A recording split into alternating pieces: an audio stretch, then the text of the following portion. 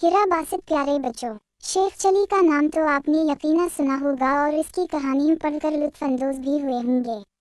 आज हम इसकी हमाकत से भरपूर कहानी सुनाते हैं। किसी गांव में एक बढ़िया रहती थी जिसका एक ही बेटा था जिसका नाम चली था।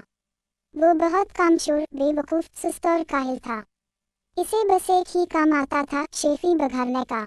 जहाँ चंद लोगों को इकट्ठे बैठे देखता, उनके करीब जाकर खुद भी बैठ जाता और इन्हीं गुफ्तगू का मौका दे बगैर अपने झूठे सच्चे कारनामे बयान करने लगता।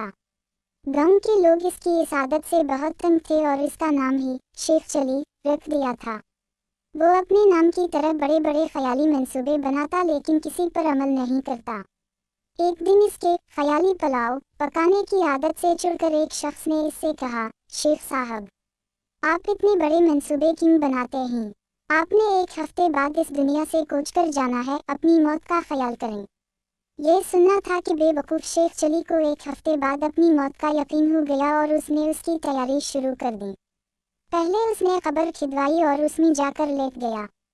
6 दिन गुजर गए, कुछ ना हुआ। 7वें रोज शेख चली ने सोचा कि ये उस शख्स के बताए हुए एक हफ्ते का आखिरी दिन है, शायद अब मौत का फरिश्ता आने वाला है।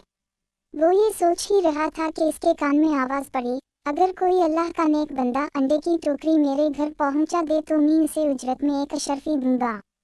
शेख चली अशरफी का नाम सुनकर कब्र से बाहर निकल आया और अंडे की टोकरी उठाकर सर पर रख ली। ये देखकर टोकरी के मालिक ने कहा, शेख साहब, जरा संभाल कर ले जाना, अंडे टूटने ना पाए, वरना एक दमड़ी भी नहीं दूंगा, उल्टा हर्जाना ले लूंगा। शेख चली बड़े गुरूर से बोला, मियां साहब, मैं शेख चली हूँ, कोई छोटा मोटा शख्स नहीं हूँ, पूरा गांव मुझे जानता है। ये कहकर वो अंडे की टोकरी लेकर चल पड़ा।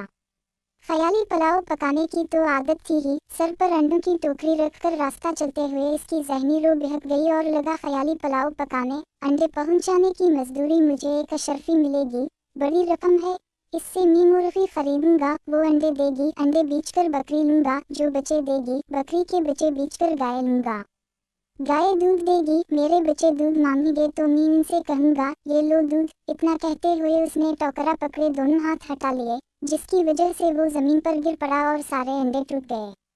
अंडे के मालिक ने जब ये मंजर देखा तो वो आह वाह बका करते हुए बोला, हाय मेरे अंडे।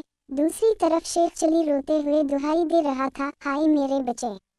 दोनों की आह बजारी सुनकर लोग जमा हो गए और शेख चली की बात सुनकर उसे बावर कराया कि तुम्हारी तो शादी भी नहीं हुई, बच्चे कहाँ से आ गया जो तुम रो रहे हो? अंडों के मालिक का तुमने जो नुकसान किया है, इसका हर्जाना तुम्हें देना पड़ेगा। बात शेख चली की मुंह तक पहुंची, उसने वहां आकर हर्जाना की रकम अदा करके शेख चली की गुलू खलासी कराई।